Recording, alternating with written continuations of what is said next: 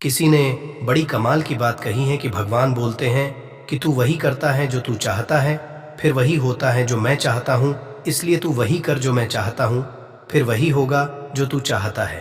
दोस्तों, हमारी आज की वीडियो कृष्ण भगवान और उनके मित्र धनुर्धर अर्जुन और एक पंडित को लेकर है। दोस्तों, ये बहुत ही अच्छी कहानी है, इसलिए इस कहानी को बहुत ध्यान से सुनिए और इससे अवश्य ही आपको कुछ ना कुछ सीखने को मिलेगा।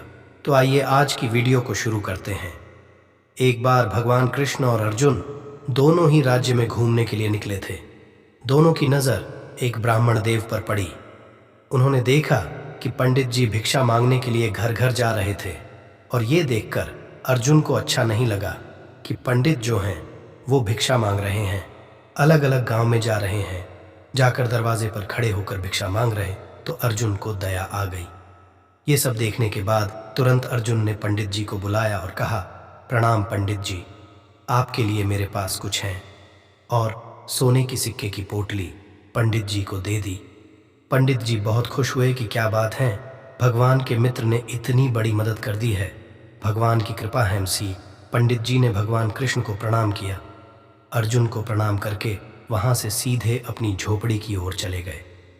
पंडित जी रास्ते में बहुत खुश थे, सोच रहे थे मेरी जिंदगी बदल गई, अब मेरे जीवन में बहुत सारी खुशियाँ आ जाएंगी इन सोने के सिक्कों से। लेकिन पंडित जी का दुर्भाग्य तो देखिए, जिस रास्ते पर से वो जा रहे थे उन्हें वहाँ लुटेरा मिल गया और उस लुटेरे ने पंडित जी के सोने की पोटली उनसे छीन ली। पंडित जी दुखी मन से अपनी झोपड़ी में पहुँचे, जाकर अपनी पत्नी को सारी बात बताई कि आज जिंदगी में खुशियाँ आई थीं और छू मंतर हो गई, मतलब आने से पहले ही चली गई। पत्नी को यह सब सुनकर बहुत बुरा लगा। अगले दिन क्या करते, पंडित जी का वही काम था, भिक्षा मांगने के लिए निकल पड़ा। फिर से भिक्षा मांग रहे थे। फिर भगवान श्री कृष्ण और उनके दोस्त अर्जुन दोनों घूमने के लिए निकले हुए थे। उन्होंने फिर से देखा कि पंडित जी तो आज भी भिक्षा मांग रहे हैं। अर्जुन ने फिर ब्राह्मण को बुलाया और कहा, नमस्कार, क्या हुआ? मैंने तो आपको सोने के सिक्के की पोटली दी थी, वो पोटली का क्या हुआ? आप तो फिर से भिक्षा मांगने आ गए। तो पंडित जी ने सारी बात बताई कि कल मेरे साथ बहुत बुरा हुआ, मेरा तो समय ही खराब चल रहा है। अर्जुन को बहुत दया आई। अर्जुन ने कहा, आप चिंता मत करिए, आपके लिए बहुत कीमती चीज़ है। मेरे पास एक बेहद कीमती मोती है जिसकी कीमत बहुत है और वह मोती भी बेहद अनमोल है। अर्जुन ने वो अनमोल मोती पंडित जी को दे दी और कहा कि लीजिए, इसको अपने पास रखिए, आपकी जिंदगी बदल जाएगी। पंडित जी फिर से खुश हुए और भगवान को प्रणाम किया और अर्जुन को धन्यवाद दिया। उनसे कहा, धनुर्धर आप सबसे श्रेष्ठ हो। अर्जुन की तारीफ करने के बाद पंडित जी वहां से चले गए। पंडित जी रास्ते में फिर से सोचने लगे कि वाह, भगवान के मित्र तो कितने दयालु हैं, उन्होंने आज फिर से मुझे दान दे दिया। पंडित जी बेहद ही खुश थे। जैसे ही पंडित जी अपनी झोपड़ी में आते हैं, उनकी पत्नी वहां नहीं होती है, वह पास में ही नदी के किनारे पानी भरने गई हुई होती हैं। पंडित जी चोर के डर से उस मोती को छुपाने के लिए अच्छी जगह तलाशने लगे। उनके पास कोई संदूक तो था नहीं, तो उन्होंने उस अनमोल कीमती मोती को एक पुराने से मटके में रख दिया। पंडित जी को लगा कि यहाँ ये मोती सुरक्षित रहेगा, यहाँ चोर की नजर नहीं पड़ेगी। पंडित जी आराम करने के लिए चले गए। वहीं उन्हें नींद आ गई। इसी बीच में पंडित जी की पत्नी, जो नदी के किनारे पानी भरने गई हुई होती हैं, जिस मटके को लेकर वो गई होती हैं, दुर्भाग्य देखिए, वो मटका फूट गया। अब पत्नी जब वापस झोपड़ी में आई तो उन्हें याद आया कि एक पुराना मटका रखा हुआ है। उस पुराने मटके को लेकर नदी के किनारे गई। भाई, पानी तो चाहिए। तो मटके को जैसे ही उन्होंने नदी में डुबोया और वैसे ही वो मोती खिसक कर नदी में बह गया। पानी भरकर जब वापस झोपड़ी में पहुंची तो पंडित जी बैठे हुए थे, माथा ठनका हुआ था। बोले, क्या कर दिया? पुराना मटका लेकर कहाँ चली गई थी? तो इस पर उनकी पत्नी ने बताया कि नया वाला मटका टूट गया था, तो इसलिए मैं पुराने मटके में पानी भर लाई। पंडित ने कहा, तुमने सब खत्म कर दिया, सब तबाह कर दिया। आज मुझे धनुर्धर अर्जुन ने एक मोती दिया था, वो मोती बेहद ही अनमोल था। वही मोती मैंने उस पुराने मटके में रखा था, तुम मटके को लेकर गई। और वो पानी के साथ बह गया मोती। सब कुछ खत्म हो गया। पंडित जी अगले दिन फिर से भिक्षा मांगने चले गए। 2-3 दिन बाद ये चलता रहा। फिर 2-3 दिन बाद भगवान श्री कृष्ण और अर्जुन घूमने के लिए निकले हुए थे। पंडित जी अर्जुन को फिर दिखाई दिए। अर्जुन ने बोला, ये क्या चल रहा है? ये फिर से भिक्षा मांगने लगे। फिर से अर्जुन ने ब्राह्मण को बुलाया और पूछा, ये क्या हो रहा है? आपको जो मोती दिया था उसका क्या हुआ? तो ब्राह्मण ने कहा, क्या बताऊं महाराज, मेरा तो दुर्भाग्य चल रहा है। मेरी पत्नी वो पुराना मटका जिसमें मैंने वो मोती रखा था, मेरी पत्नी उसी मटके को लेकर नदी के किनारे गई और वो मोती बह गया और अब तो वो मिल भी नहीं रहा है। इस बार अर्जुन ने भगवान की तरफ देखा और श्री कृष्ण से कहा, मदद कीजिए भगवान श्री कृष्ण ने अपने पास में से 2 सिक्के उस पंडित जी को दे दिए और उनसे कहा कि अब आप आगे मत जाइएगा, पीछे जाइएगा। जिस रास्ते से आप आए थे उसी पर वापस चले जाइए, अपनी झोपड़ी में जाइए, सब ठीक हो जाएगा। मना भी नहीं कर सकते थे। पंडित जी वो 2 सिक्के लिए वापस उसी रास्ते पर चलने लगे और सोचने लगे कि भगवान के दोस्त कितने अच्छे हैं, उन्होंने मुझे कितनी बार दान दे दिया और वो भी इतने कीमती दान, और अर्जुन ने मेरी कितनी मदद कर दी। वहीं दूसरी ओर सोचने लगे कि भगवान श्री कृष्ण ने मुझे 2 सिक्के 2 पैसे दिए, इससे क्या होगा मेरी जिंदगी में। पंडित जी यही सब सोचते हुए जा रहे थे। तभी नदी के किनारे से एक मछुआरा आ रहा था, अपने साथ में जाल लेकर आ रहा था।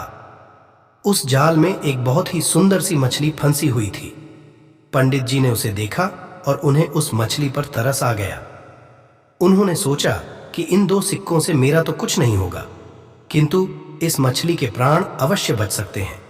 उन्होंने वो 2 सिक्के मछुआरे को दाए और उस मछली को लेकर अपने कमंडल में रख दिया। इसके बाद उन्होंने सोचा कि नदी के किनारे जाता हूं और इस मछली को जल में प्रभावित कर देता हूं। पंडित जी जैसे ही कमंडल में से मछली को निकालकर नदी में छोड़ने ही वाले थे, तभी उनकी नजर कमंडल में पड़ी और उन्हें वो मोती दिखाई दिया जो अर्जुन ने उन्हें दिया था। वो मोती उस मछली ने खा लिया था और वही मछली घूम फिर कर पंडित जी के पास आ गई थी। पंडित जी खुशी के मारे चिल्लाने लगे, मिल गया, मिल गया, मिल गया। और जब वो ये चिल्ला रहे थे, किस्मत से देखिए वो लुटेरा भी वहीं से गुजर रहा था। लुटेरे ने देखा कि पंडित जी तो चिल्ला रहे हैं, मिल गया, मिल गया, मिल गया, शायद उन्होंने मुझे पहचान लिया। अब वह मुझे सजा दिलवाकर ही रहेंगे। लुटेरा दौड़ के पंडित जी के पास और उनके चरणों में गिर गया और उनसे क्षमा मांगने लगा। उनसे बोलने लगा कि महाराज मुझे माफ कर दीजिए, ये सोने के सिक्के की पोटली आप रखिए अपने पास, बस मुझे माफ कर दीजिए और मुझे सजा मत दिलवाना। आज पंडित जी के चरणों में वो लुटेरा आ चुका, वो सोने की पोटली आ चुकी थी और वो अनमोल मोती भी उनके हाथ में पहले से ही था। सब कुछ अच्छा हो गया था। अर्जुन ने जब ये देखा तो भगवान श्री कृष्ण से कहा कि आपको मेरा प्रणाम भगवान, और मुझे बताए कि ये आपकी कौन सी लीला है भगवान, आपने क्या कर दिया।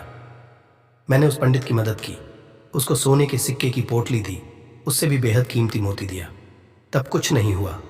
लेकिन अभी आपने केवल 2 सिक्के दिए और सारा खेल पलट गया। भगवान श्री कृष्ण ने कहा अर्जुन से कि मेरे सखा सारा खेल, सारी लीला कर्मों का हैंस, सारी लीला सारा खेल सोच की है। तुमने जब उस पंडित को सोने की सिक्के की पोटली दिया, तब केवल पंडित अपने बारे में सोचने लगा, अपनी जिंदगी के बारे में सोचने लगा, खुद ही खुद का सोचने लगा।